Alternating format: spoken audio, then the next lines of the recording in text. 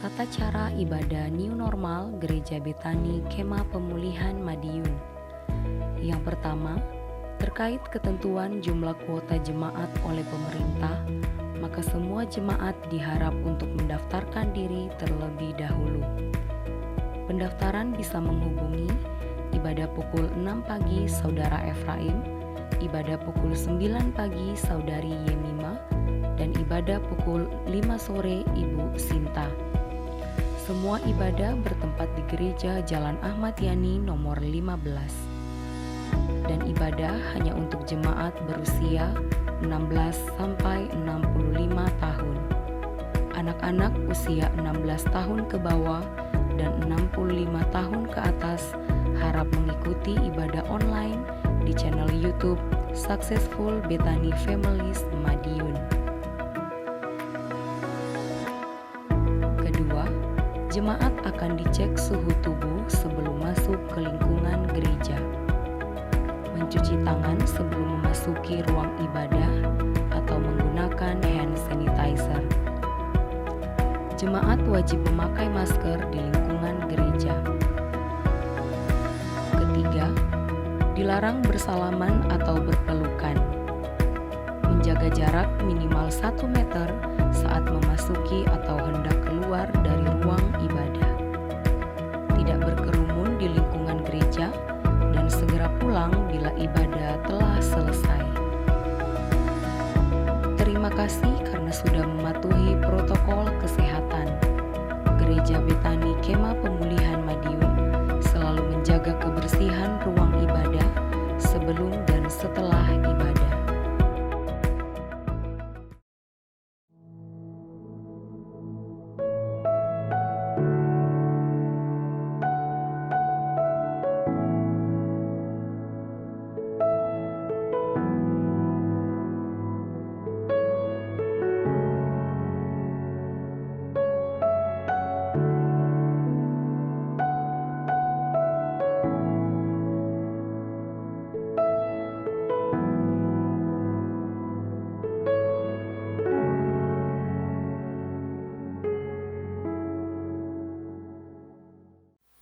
Shalom kaum wanita yang kekasih dalam Tuhan kita Yesus Kristus. Biarlah dalam hari-hari hidup kita tetap terus menjadikan Yesus satu alasan ketika kita boleh ada sampai saat ini. Untuk itu saat ini saya mengajak semua kaum wanita dimanapun Anda berada, mari kita mau datang kepada Tuhan. Kita mau balas setiap kasih dan kebaikannya dalam hidup kita. Sama-sama kita satukan hati, kita tundukkan kepala, kita berdoa. Sebab kami percaya ketika kami boleh ada sampai saat ini semua karena anugerah-Mu, semua karena kasih dan kebaikan-Mu dalam hidup kami. Ini setiap kami Tuhan kaum wanita-Mu, dimanapun kami berada kami percaya Roh Kudus-Mu yang tetap terus menjamah hati kami, telinga kami, mulut kami, pikiran kami, bahkan seluruh kehidupan kami. Terima kasih ya Yesus, Engkau sungguh baik. Sore hari ini kami siap menyembah-Mu, kami siap menyenangkan hati-Mu lewat pujian penyembahan kami. Hanya di dalam nama Tuhan Yesus kami berdoa, kami bersyukur. Haleluya. Amin.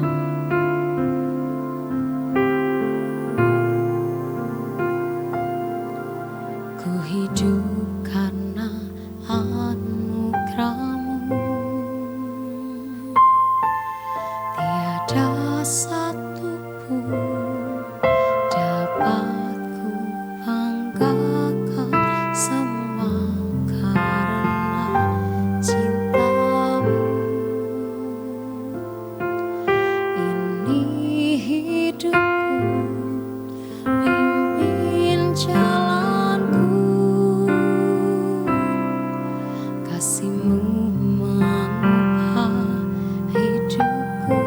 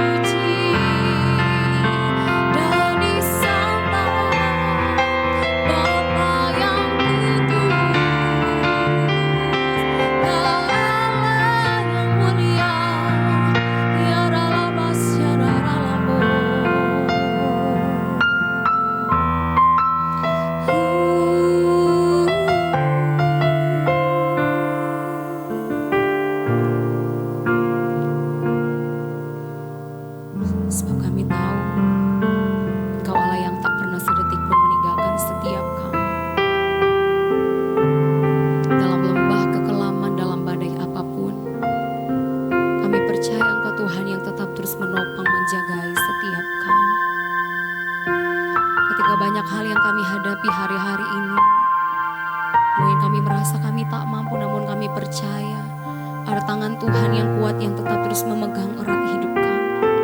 Ini kami setiap kaum wanitamu Tuhan. Kami membawa seluruh kehidupan kami hanya untuk-Mu, hanya menjadi milik-Mu Yesus.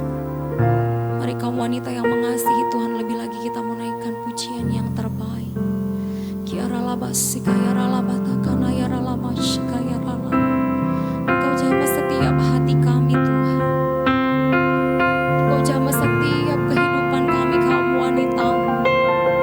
Kiara labasi kaya ralabata kana ya ralamas. Kami rindu hidup kami lebih harum, lebih menjadi berkenan di hadapan-Mu Tuhan.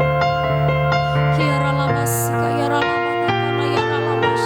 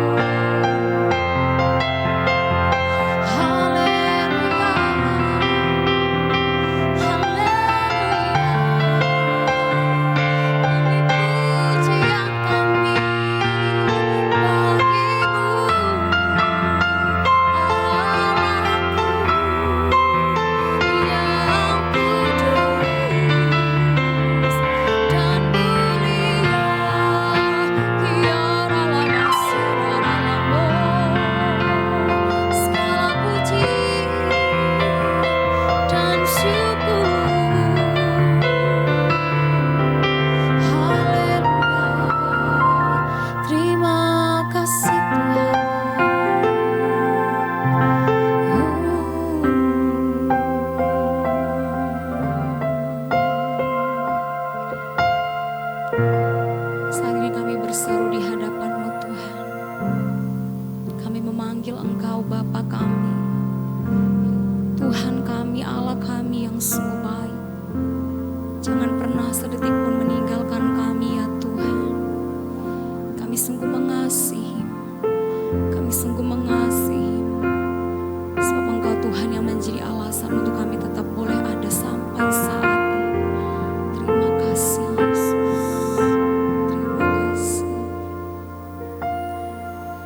Yesus, pegang erat tanganku, ku tak dapat hidup di luar kasih-Mu. Bapa, jangan tinggalkan aku, Engkau alasan selama ku hidup. Mari wanita yang mengasihi Tuhan.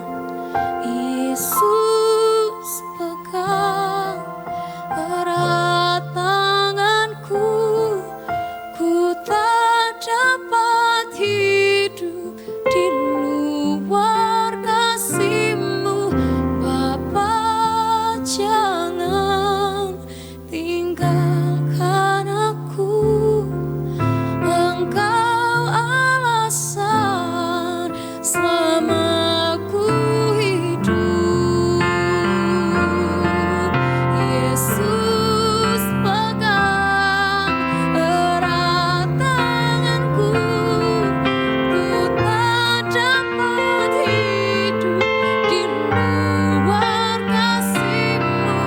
Bapa, jangan tinggalkan aku, Engkau alasan selama ku hidup. Engkau alasan selama ku hidup. Engkau alasan selama ku hidup.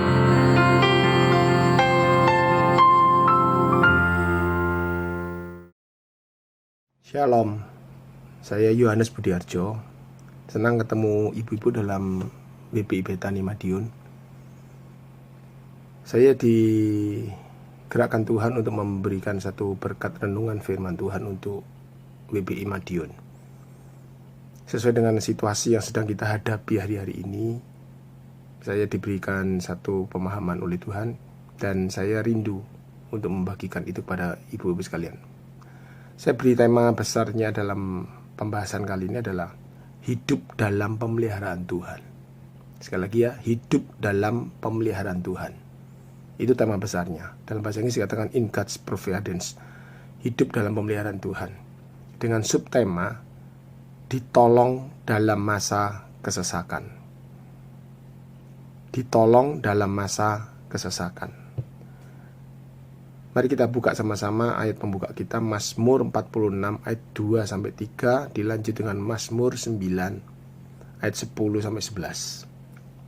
Mazmur 46 ayat 2 sampai 3, dilanjutkan dengan Mazmur 9 ayat 10 sampai 11. Mazmur 46 ayat 2 sampai 3. Allah itu bagi kita tempat perlindungan dan kekuatan. Sebagai penolong dalam kesesakan sangat terbukti.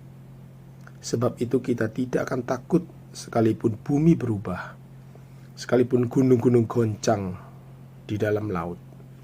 Kita lanjut Mazmur 9 ayat 10 sampai 11. Mazmur 9 ayat 10 sampai 11. Demikian bunyi firman Tuhan, Mazmur 9 ayat 10 sampai 11. Demikianlah Tuhan adalah tempat perlindungan bagi orang yang terinjak, tempat perlindungan pada waktu kesesakan. Garis bawahi kata-kata tempat perlindungan pada waktu kesesakan.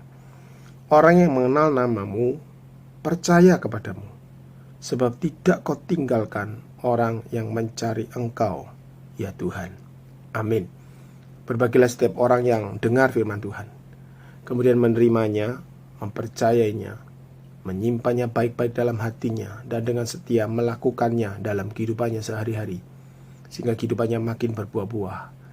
Kata firman Tuhan, orang itu disebut berbahagia. Ibu-ibu sekalian, tema besar pagi ini adalah hidup dalam pemeliharaan Tuhan, dengan subtema ditolong dalam masa kesesakan. Saya akan mulai pembahasan materi pendek ini dengan sebuah pertanyaan. Pernahkah ibu-ibu Anda mengalami masa-masa kesesakan? Pelan-pelan ya. Pernahkah Anda mengalami masa-masa kesesakan? Mungkin Anda bertanya, kesesakan itu apa, Pak?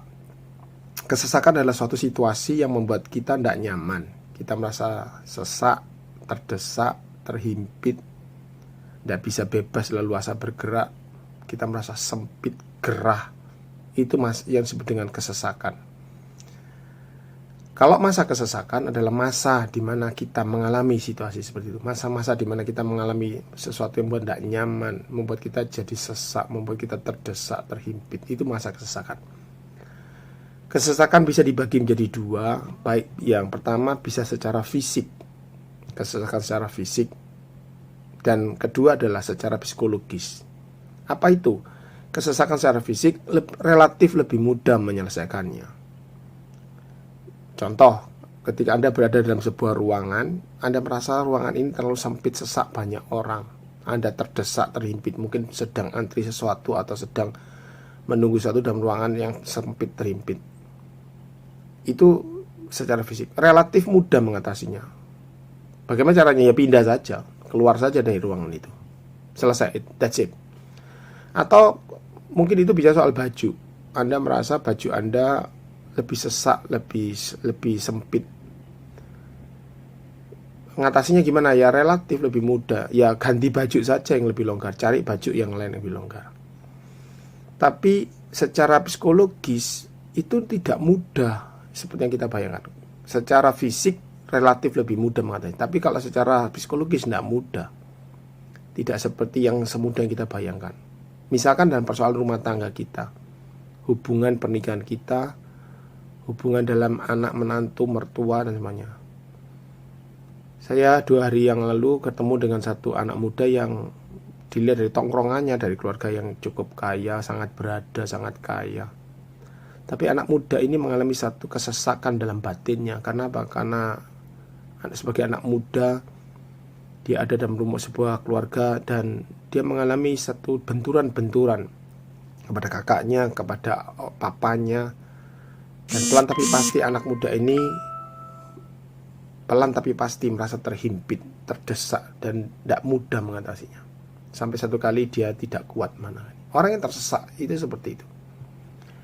Mungkin hari-hari ini Anda sedang mengalami kesesakan secara ekonomi dan keuangan. Kita semua tahu situasi setelah pasca pandemi dan sedang berlangsungnya pandemi ini. Semua orang mengeluh tentang masalah persoalan ekonomi dan keuangan.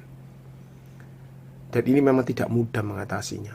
Apakah bisa pernikahan kita, hubungan kita yang sudah sempit, sudah sesak seperti itu, kemudian kita tinggalkan begitu saja? Oh, tidak semudah itu. Apakah bisa masalah keuangan ini, pekerjaan ini yang sudah mungkin terlalu berat buat kita untuk mengatasi, kita tinggalkan saja? Oh, tidak bisa, tidak semudah itu. Lalu bagaimana cara mengatasinya? Sekalipun itu tidak mudah, tapi bisa diselesaikan. Luar biasa Tuhan kita, Tuhan yang luar biasa, Tuhan yang memampukan kita. Bagaimana cara mengatasinya? Tadi kita sudah baca nasihat firman Tuhan, mari kita dengar. Saya tidak mau menyampaikan dengan hikmat dan akal manusia, tapi izinkan Tuhan yang berbicara kepada kita.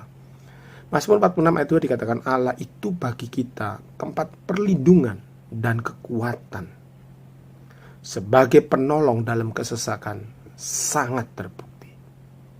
Mazmur 9 ayat 10 dikatakan, demikianlah Tuhan adalah tempat perlindungan bagi orang yang terinjak, tempat perlindungan pada waktu kesesakan. Kalau dua ayat ini saya gabung, maka saya membaca sebagai Tuhan itu tempat perlindungan dan kekuatan. Yang kedua, Tuhan itu sebagai penolong dalam kesesakan sangat terbukti.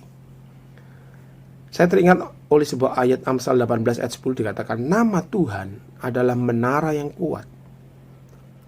Kesanalah orang benar berlari dan ia menjadi selamat. Bapak Ibu, inilah jaminan Alkitab, jaminan Tuhan atas hidup kita. Di masa-masa kesesakan seperti ini, saya percaya tetap ada pertolongan Tuhan.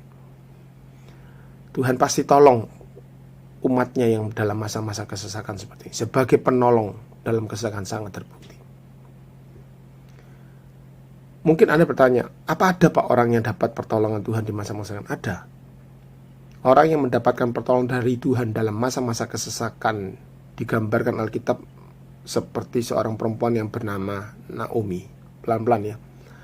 Orang yang mendapatkan pertolongan Tuhan dalam masa-masa kesesakannya digambarkan Alkitab seperti Naomi.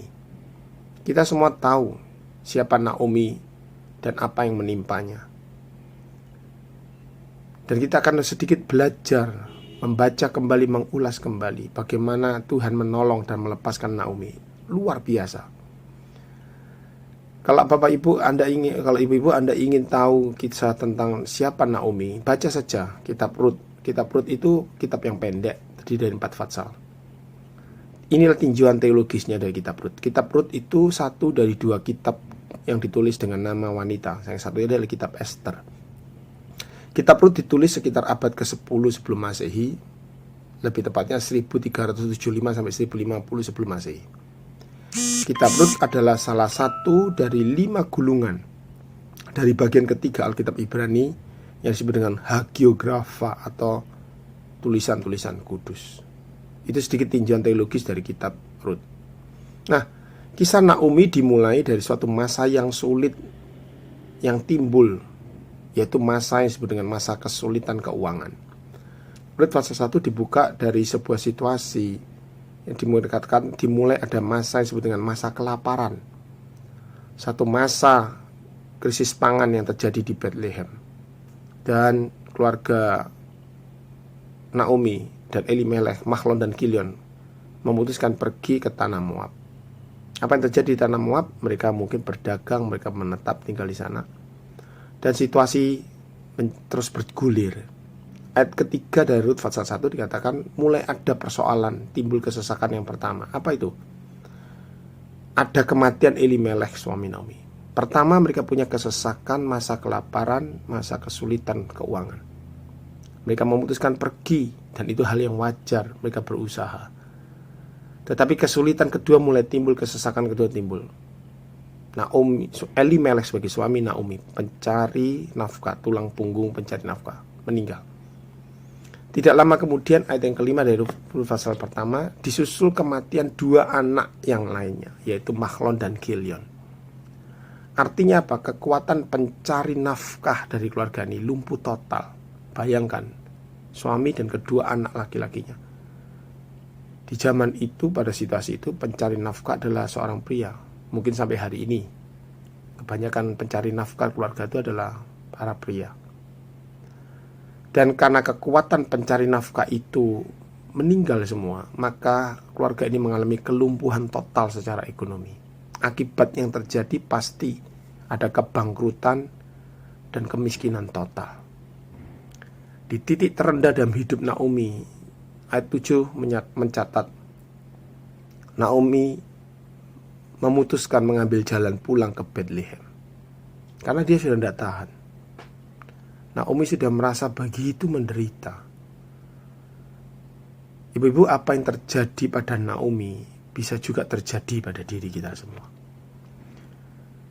Saya tidak tahu dengan apa yang sedang ibu-ibu alami, tapi semua kita pernah mengalami. Beberapa orang tidak tahan ya. Secara ekonomi kita lumpuh, usaha kita berhenti, penghasilan kita menurun drastis. Mungkin suami kita kena PHK, sehingga ekonomi itu jadi lumpuh total. Di titik terendah seperti itu, apa yang harus kita lakukan? Dan bagaimana cara kita melepaskan diri dari kesulitan itu? Ibu-ibu, pada situasi yang terendah dalam hidup Anda, dengarkan baik-baik apa yang Anda akan kerjakan kepada siapa Anda datang meminta pertolongan. Itu akan menentukan hasil akhir dari situasi itu. Pelan-pelan ya. Pada saat Anda mengalami kesesakan dan terhimpit begitu parah, kepada siapa Anda datang dan meminta pertolongan, itu akan menentukan hasil akhirnya. Mari kita lanjutkan pelajaran tentang Naomi ini. Bagaimana cara Tuhan menolong? Luar biasa, Tuhan punya berbagai cara menolong kita. Pelan-pelan ya, Tuhan punya berbagai cara untuk menolong kita. Sebab itu jangan pernah batasi cara Tuhan. Jangan pernah batasi bagaimana Tuhan mau menolong kita. Dalam kisah Naomi ini, saya temukan Alkitab mencatat ada 3 cara Tuhan menolong Naomi. Apa yang Tuhan kerjakan buat Naomi, Tuhan sanggup mengerjakannya untuk ibu-ibu dan saya juga. Pelan-pelan. Jangan pernah batasi cara Tuhan menolong kita dan bagaimana Tuhan mau menolong kita. Saya temukan ada 3 cara Tuhan menolong Naomi. Yang pertama, Tuhan bangkitkan dulu seorang menantu perempuan Moab yang bernama Ruth. Ruth itu tokoh yang masuk dalam sebuah kisah keluarga Naomi. Ruth itu perempuan asing dari Moab, bangsa yang kata Alkitab pada bangsa yang terkutuk, bangsa yang ditolak, tidak boleh masuk dalam jemaah Tuhan menurut catatan ibadah perjanjian lama. Tetapi luar biasa, sekalipun Ruth ini perempuan Moab yang terkutuk, tapi Ruth ini seperti tokoh yang dimasukkan, tokoh yang muncul dalam perjalanan kisah rumah tangga Naomi. Ruth masuk menjadi istri Mahlon, dan keluarga ini Ruth melebur menjadi satu. Dan dalam proses peleburan itu, Tuhan mengubah perempuan Moab yang bernama Ruth itu. Tuhan ubah hatinya jadi luar biasa. Apa perubahan seorang dari bernama Ruth? Yang pertama,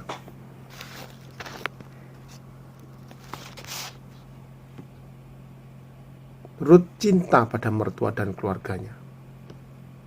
Yang kedua, Ruth belajar percaya kepada Allah Yahweh, Allah yang disembah oleh mertuanya. Ini catatan penting. Sebab itu jadilah mertua dan menantu yang cintakan Tuhan. Didik dan bawa keluarga kita semua dalam Tuhan. Kalau hari ini Anda sebagai seorang menantu, belajarlah cinta dan takut akan Tuhan. Cintai keluargamu. Kalau Anda seorang mertua, belajarlah cinta dan takut akan Tuhan, dan bawalah seluruh keluargamu, anak dan menantumu, ke dalam Tuhan. Ini penting. Sebab di luar Tuhan kita tidak dapat berbuat apa-apa. Yohanes 15 ayat 5. Akulah pokok anggur benar, kamulah ranting-rantingnya. Setiap ranting yang ada di dalam aku, ia berbuah banyak. Di luar aku, kamu tidak dapat berbuat apa-apa. Ini catatan pertama. Tuhan bangkitkan Rut, dan Tuhan masukkan Rut. Tuhan ubah hati Rut. Dan di situ ada seorang tokoh yang bernama Naomi. Saya yakin Naomi mengajarkan kepada Rut setiap hari apa itu keluarga sesuai dengan tradisi Yahudi pada waktu itu. Dan mereka adalah menyembah Allah Yahweh, Allah yang hidup. Rut pelan tapi pasti dia mendengar itu. Dan Tuhan ubah hatinya. Ini tokoh yang dimasukkan. Yang kedua, Tuhan berikan pengertian dan karakter yang baik pada Rut. Ini cara Tuhan menolong. Yang pertama, Tuhan bawa perempuan asing masuk, Tuhan ubah hatinya. Yang kedua, Tuhan tumbuhkan kesadarannya, pengertian dan karakter yang baik. Mengapa saya mengatakan begitu? Karena Rut pasal 2 mencatat setelah peristiwa-peristiwa. Saya tidak khusus mengulas siapa Rut, tapi saya mengulas pada titik terendah dalam hidup rumah tangga ini. Mereka melarat miskin dan kembali sebagai orang yang gagal. Tapi Rut orang yang sudah diubah Tuhan. Dengar baik-baik, orang yang sudah diubah Tuhan, orang yang punya Tuhan di dalam hidupnya. Persoalan bisa saja terjadi, masalah bisa menyerbu, kesesakan bisa timbul kapan saja dan di mana saja. Tetapi yakinlah, tetapi sekali lagi yakinlah, Tuhan punya kuasa untuk tolong kita. Tuhan tumbuhkan pengertian Kapten Rut. Rut, apa yang dilakukan Rut? Dia mau bekerja keras untuk keluarganya tanpa mengeluh. Rut pasal 2 mencatat dia kerja keras. Dia datang ke ladang, dia kumpulkan, dia ambil bulir-bulir jelai yang jatuh di tanah itu.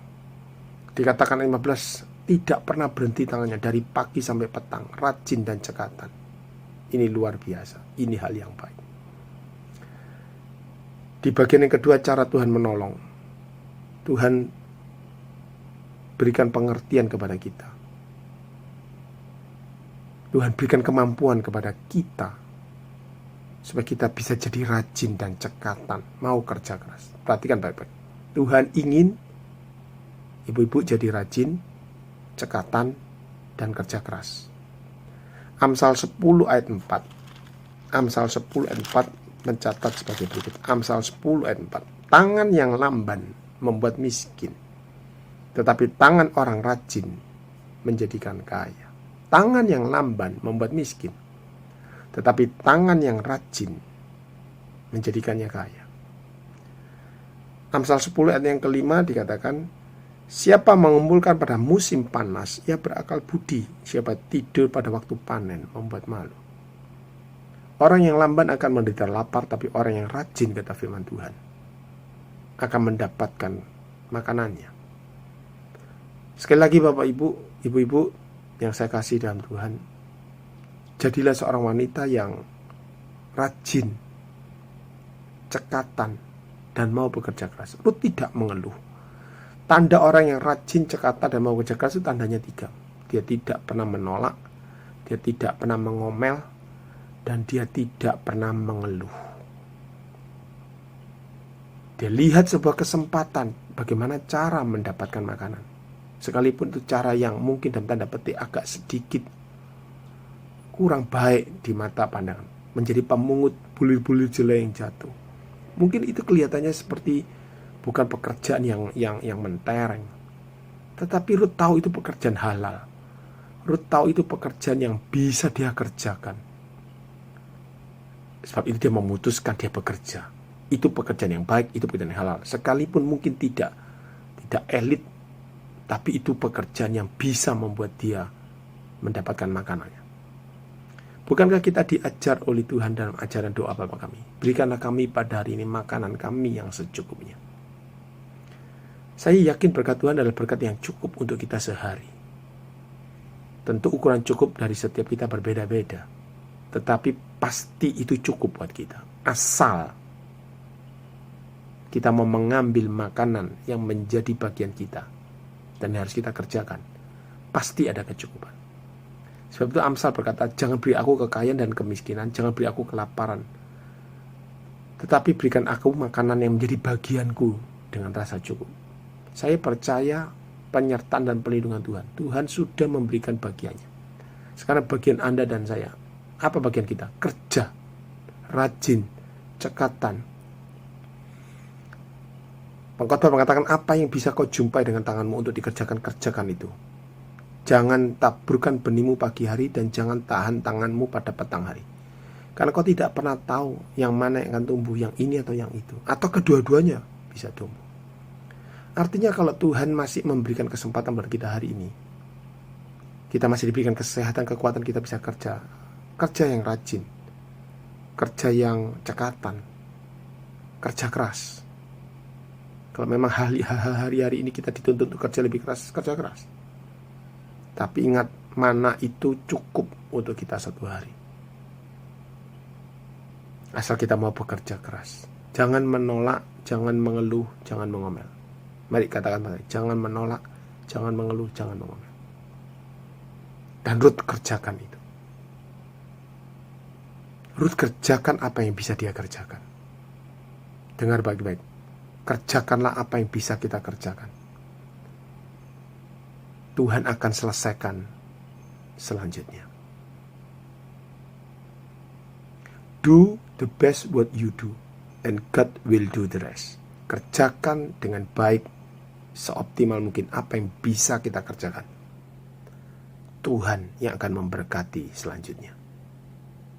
Cara yang ketiga, itulah cara Tuhan selanjutnya. Yang pertama, Tuhan bangkitkan Ruth, masuk dalam hidup Naomi. Yang kedua, Ruth diubah Tuhan, seorang wanita muda yang terampil, cekatan, kerja keras, rajin. Dia tidak pernah mengeluh, tidak pernah menolak, tidak pernah menolak. Dan ketika Ruth kerjakan itu, Tuhan tahu pekerjaan itu berat buat Ruth. Tuhan tahu perjuangan ibu-ibu itu berat. Tuhan tahu hari-hari ini Anda banyak menangis. Tuhan tahu pergumulan Anda begitu berat. Tuhan tahu setiap tetesan air mata Anda, masa kesesakan yang Anda alami. Tuhan tahu. Setialah pada apa yang Tuhan sudah kerjakan dalam hidupmu. Nanti Tuhan yang akan memberkati sisanya. Yang ketiga, bagaimana cara Tuhan menolong Ruth? Yang ketiga, Tuhan bangkitkan seorang penebus yang bernama Boaz bagi keluarga Elimelek ini. Dan Boaz muncul sebagai tokoh yang menyempurnakan apa yang sudah Tuhan kerjakan dalam keluarga Naomi. Ini catatan penting. Ini yang menjadi bagian kita. Di saat kita betul-betul sungguh-sungguh melakukan apa yang Tuhan ingin kita lakukan, sekalipun itu berat, sekalipun itu harus butuh kerja keras, yakinlah, karena Tuhan pasti akan selesaikan dengan indahnya. Tuhan bangkitkan Boaz-Boaz dalam hidup Anda. Orang-orang yang akan dipakai Tuhan untuk menjadi penolong, untuk menjadi penyelamat.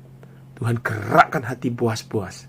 Saya doakan akan ada banyak Boaz-Boaz yang tidak pernah Anda bayangkan, tidak pernah Anda pikirkan, seseorang yang mungkin belum pernah Anda bayangkan. Tuhan temukan, Tuhan atur waktu dan tepat, Tuhan atur waktu dan situasi yang baik. Tuhan temukan Anda. Inilah cara Tuhan. Sekali lagi, jangan pernah batasi cara Tuhan menolong kita. Tuhan bangkitkan Boaz, Tuhan pertemukan Boaz dengan Ruth, Tuhan bangkitkan Boaz, Tuhan ciptakan sebuah situasi sehingga Boaz mendapat berita-berita yang luar biasa tentang siapa Ruth dan bagaimana Ruth mengabdi kepada mertuanya. Dan Anda sudah tahu kisah selanjutnya. Keluarga Naomi diselamatkan Tuhan. Keluarga yang tadinya seharusnya hancur, bangkrut, gagal dalam kebinasaan. Tapi lewat peristiwa-peristiwa ini, Naomi melihat kemuliaan itu terjadi sekali lagi. Ibu-ibu, saya berdoa, apa yang sekarang sedang Anda hadapi, perjuangan kesesakan yang begitu berat, yakinlah satu hal, masih ada Tuhan dalam hidup Anda. Persoalan penderitaan kita bukan akhir dari hidup kita. Yakinlah satu hal, akhir hidup kita adalah baik dan indah. Mengapa? Karena ada Tuhan yang menyertai kita. Doa saya kepada ibu-ibu semua lewat renungan pendek singkat ini. Mari kita belajar tetap percaya. Mazmur 46 kembali ke ayat yang pertama. Tuhan adalah tempat perlindungan dan kekuatan. Sebagai penolong dalam kesesakan sangat terbukti.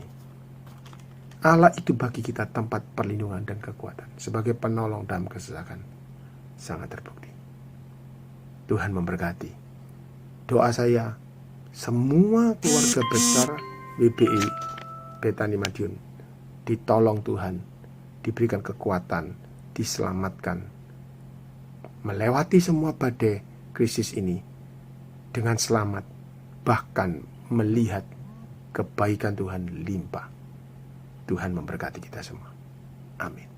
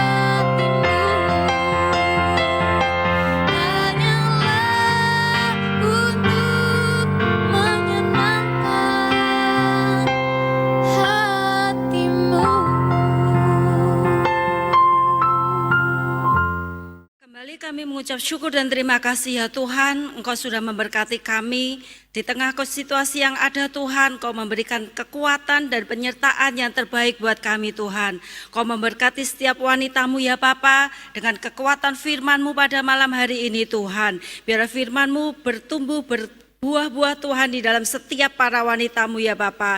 Biarlah firman mengajarkan kami Tuhan lebih lagi untuk menjadi wanita-wanita yang setia, wanita yang memiliki komunitas yang terbaik dan senantiasa merindukan hadirat-Mu Tuhan di setiap segala sesuatu. Terima kasih Bapa. Kami percaya bahwa firman-Mu tidak akan kembali padamu dengan sia-sia. Oleh kekuatan-Mu Tuhan, biarlah setiap kami Tuhan menjadi wanita-wanita yang berdampak di dalam kehidupan ini Tuhan.